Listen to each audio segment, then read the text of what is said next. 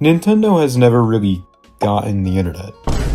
And if there's one place where that's painfully obvious, it's in their web browsers. Across consoles like the Wii, DS, 3DS, and even the Switch if you do some digging, Nintendo has tried to bring the internet to their systems. But whether it was missing features, strange limitations, or just being horrible, something always felt off.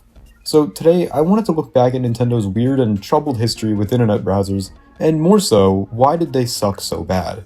And this all started back on the DS in 2006.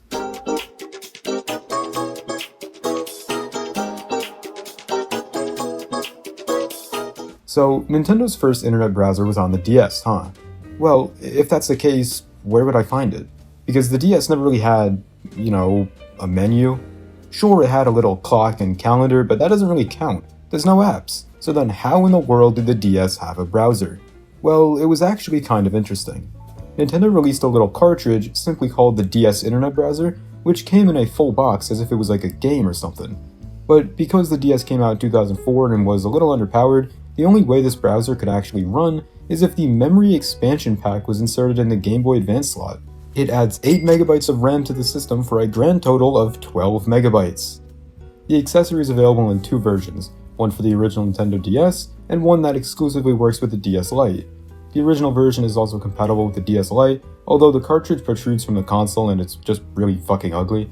No other pieces of software or game required this memory expansion pack, so literally the only purpose for this thing was the DS browser. Alright, I'll stop beating around the bush now. What was up with the DS browser? Well, since it came out in 2006, right when the internet was really starting to shape how people lived day to day, smartphones weren't standard yet. So the idea of casually browsing the web on your DS, a device most people associated with Mario Kart and cookbooks, that was genuinely intriguing. The DS browser was powered by Opera, which was a pretty solid browser back then. I wouldn't be caught dead using fucking Opera nowadays, and especially not that Opera GX bullshit, man. Get that out of here. So, in theory, the DS browser gave you a full internet experience on a dual-screen device that fit in your pocket. That sounds pretty nice. But in practice, well, things were a bit messier. It was slow, pages took forever to load, images crawled onto the screen like they were stuck in molasses.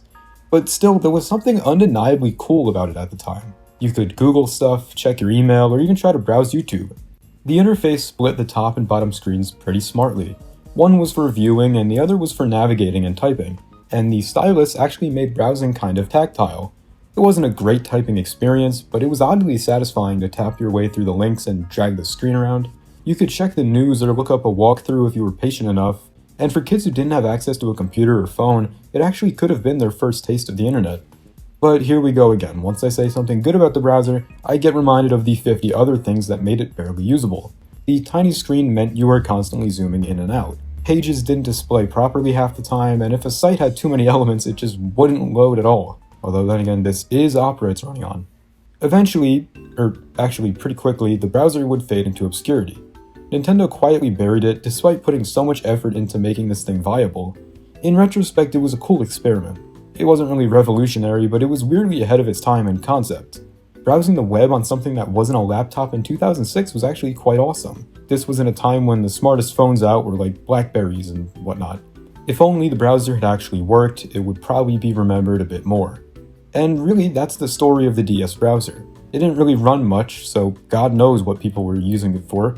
Dad, this DS has porn on it. Called everybody. But I will give it this. It did pave the way for what was to come. And what was to come? Well, that would be the Wii Internet Channel, which was also a partner with Opera. Why would they partner with them again? The Wii Internet Channel was Nintendo's attempt to bring web browsing to the living room TV. When the channel first launched in December 2006, it was technically in beta and offered for free. But when the full version released in April 2007, Nintendo decided to charge 500 Wii points for it, which was roughly $5. That didn't go over super well with everyone, but to be fair, there weren't many other ways to browse the internet on a TV back then. In September 2009, Nintendo changed their minds and made it free again because people saw, wow, this thing's fucking horrible. So if you had paid for it before then, you got a free NES game as compensation, which is a very Nintendo way of doing refunds. The browser itself was pretty basic. You could watch YouTube on it, eventually, but no flash games, no downloads, and definitely no tabs. Scrolling was super clunky, and Jesus, don't get me started on the Wii's keyboard. I mean, holy, that shit was ass. It's practically impossible to type what you want because the pointer controls were always so finicky. That meant typing anything longer than a URL felt like you were slowly chiseling the words into stone like a fucking caveman. But here's where it gets even more interesting. The Internet Channel actually ended up becoming a tool for modders. I mean, someone had to find a purpose for this thing. Hackers figured out that the browser could be used to exploit certain vulnerabilities in the Wii software. Basically, you'd visit a specially crafted webpage from the Internet Channel, and boom, the Wii was tricked into running Homebrew code. This opened the door to installing emulators, custom games, and even pirated software. Because of this, Nintendo started pushing out firmware updates to patch these exploits, but the cat was very well out of the bag at this point. Ironically, a tool Nintendo built to give people web access became one of the easiest doors into their system, and more so pirating, which is Nintendo's biggest nightmare. There was also a channel called the Internet Connection Setup, or Get Connected channel. It was more so just a video and not a functioning channel, but it stood out because it had its own icon on the Wii menu like it was an actual app. This channel also stands as the largest Wii channel in file size, since it contains a 4-minute long video. The Internet Channel itself also received minor updates throughout the years, including better Flash support, kind of, though it never really became truly robust. Of course, things were starting to fall apart once Adobe Flash Player got phased out and websites grew more demanding. By 2013, the browser couldn't handle any modern sites or videos, and YouTube eventually stopped working altogether. Nintendo discontinued the Internet Channel entirely in 2017 when they shut down the Wii Shop channel. If you hadn't downloaded it before then, there was no official way to get it again. This came as a surprise to absolutely no one, and honestly I think it should have been put out of its misery years before this. But while Nintendo's home console offering at the time was absolutely thriving, Nintendo's newest handheld system also had an internet browser. Let's see what that was all about. In 2009, Nintendo would release the DSi. It was basically a DS Lite, but better in just about every aspect. Aside from the GBA port being gone, it's a shame they had to neuter the system. Anyways, included on the new DSi menu was a built-in web browser. The free Nintendo DSi Browser was a nice little upgrade from what came before. When the original DS browser launched, it required that entire separate memory expansion pack and came on a cartridge, and overall it was just really clunky. The DSi browser, in contrast, came pre-installed, or was available as a free download from the DSi shop. This meant you could just hop online without needing any extra hardware. It felt like Nintendo was finally starting to understand how important convenience was for internet access. The DSi had more RAM and processing power than the original DS, and the browser took advantage of that. Pages loaded a bit faster, scrolling was smoother, and you could open slightly more complex websites. That said, the experience still wasn't smooth by today's standards. It was more like a tiny glimpse of the internet, not a full dive. You couldn't watch videos and you still couldn't run Flash, and eventually big websites would just choke the poor thing to death. And of course, to no one's surprise, the browser was also powered by Opera, just like the Wii and DS versions. But the DSi's extra horsepower made it a little more tolerable. Of course, it was still kinda clunky, but it's like hanging around two ugly dorks to make your ugly ass seem a little more attractive. The touchscreen was your mouse, and you could tap to zoom or scroll, which made it feel more interactive than just using buttons. The on-screen keyboard wasn't great, but it got the job done. It still struggled with images and layout-heavy websites, and you'd get a lot of broken elements or slow load times, but if you stuck to text-based pages, the DSi browser could actually work surprisingly well. And honestly, for a handheld console from 2009, that was kind of impressive. The DSi browser didn't set the world on fire, but it carved out a weird little niche. It was a product of its time, built for a very specific audience. Today, it's funny to look back at it and clown on it for being kinda trash, but with its little improvements over its predecessors, it showed us the direction browsers were headed in, I guess. Okay, so for these next two browsers, I'm bringing in my friend Shuu to take the mic. He's a fellow content creator who you may remember because we've collaborated on multiple occasions in the past. Alright, I'll let him introduce himself. Take it away. What's up guys, it's me Shuu back again on the Real Bubble channel. Hell yeah, you might know me from this video, or that video, or this other one. I also made a video with Real Bubble before, so yeah, it's not my first time here. Anyway, let's get into the 3DS browser. The Nintendo 3DS Internet Browser launched in 2011 as a free update, and right away it felt like a decent leap forward from the DS and DSi days. For starters, you didn't need to download it separately, rather it came baked into the system's firmware starting with the version 2.0. And unlike the DSi, you could actually pause a game, hop into the browser, and come back without closing anything. Compared to its predecessor, the 3DS browser was quicker, smoother, and just generally more usable. It supported HTML5, basic CSS, and surprisingly decent levels of website compatibility for a handheld. Granted, it still couldn't handle much video playback or anything crazy like Flash, but it was way more functional for general browsing.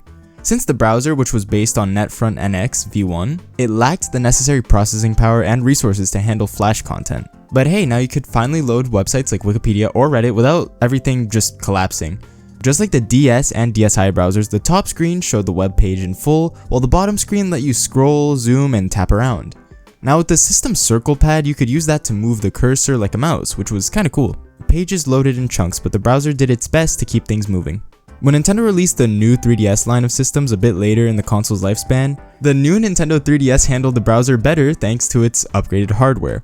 It could load more complex sites without choking, and scrolling was noticeably smoother. Now here it comes, the most surface level 3DS fun fact of all time.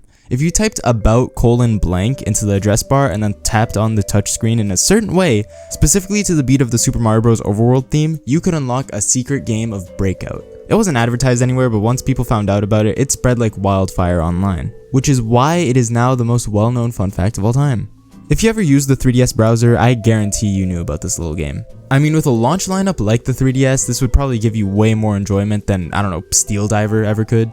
Yet another neat touch on the browser, you could take a screenshot of whatever page you were viewing. It saved to your SD card as a JPEG, and it was really useful for grabbing info or saving an image. The browser also supported file downloads, but only certain types, images mostly, and a few other limited file formats. Despite its limits, the 3DS browser did one thing incredibly well, and that was always being accessible. You could open it during games, on the home menu, or even while playing music. That multitasking ability genuinely made it helpful in more ways than just killing time, even if it did limit the browser's capabilities power-wise. The browser still struggled with large websites, especially image-heavy ones, and if the page was too big, it would literally just give up. But still, the 3DS browser holds up surprisingly well as a browser on a handheld system. And just like the other systems, for many kids, this was their first time accessing the internet in a personal, handheld way. But what about the Wii U? We know that thing didn't do much, right? But what about browsers? Could it at least do that? Well, yeah, the Wii U's internet browser was one of the most surprisingly solid features on this whole system. It launched right along the console in 2012 and came pre-installed. From the start, it felt like Nintendo actually cared this time. Compared to the DS and DSi, Wii, and even the 3DS browser, it was much faster, much more capable, and genuinely pleasant to use. It used the WebKit engine, which meant modern websites actually looked the way they were supposed to look, and it only took them like half a decade. The gamepad played a huge role in how smooth the experience felt. You could browse entirely on the gamepad screen or mirror it to your TV. This made it super easy to either pass the gamepad around and use it like a tablet while the TV stayed on a different input. One of the coolest features in my opinion was how seamless the split screen between the TV and the gamepad felt. It's like you could look something up during a game without having to close anything, which made multitasking incredibly convenient. This was also Nintendo's first browser that could actually play YouTube videos natively. The Wii U Browser also supported HTML5, so it could handle embedded media on a lot of modern websites. There was also a feature where you could post screenshots of web pages directly onto Miiverse, which was cool. Miiverse integration in general made the browser as well as the console feel a lot more like a community. On top of all of this, the browser had a built-in theater mode for videos. This allowed you to pull up the video on the TV screen while you scrolled comments or did other stuff on the gamepad. Even people who are lukewarm on the Wii U as a whole, you gotta admit this browser was surprisingly good. Unlike most console browsers that felt like an afterthought, this one had genuine care put into it. You could tell Nintendo was actually proud of it and wanted people to use it. Like look, what other browser do you see having Mii curtain mode? You're telling me I can browse web pages and have a Mii do a magic trick on the TV screen? Best browser of all time, 10 out of 10, give it every award. Of course though, there was still limitations, you knew it was coming. The browser didn't support every website perfectly, and some heavier sites would still lag out or crash.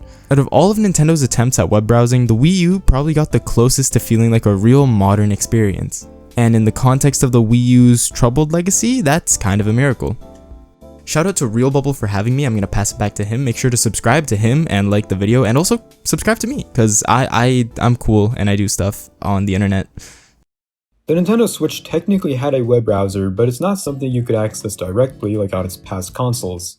It's a hidden, bare-bones browser meant purely for system functions, like logging into Wi-Fi networks that require more authentication. Think hotel or resort Wi-Fi. If you've ever connected your Switch to one of those networks and seen a login screen pop up, that's the hidden browser in action. People have figured out ways to force it open using DNS tricks or redirect methods, but it's not officially supported for general browsing. And honestly, it's clunky and limited even if you manage to open it. There's no address bar, no bookmarks, and it's stripped down to the point where it's barely usable for anything outside of very basic text-based sites.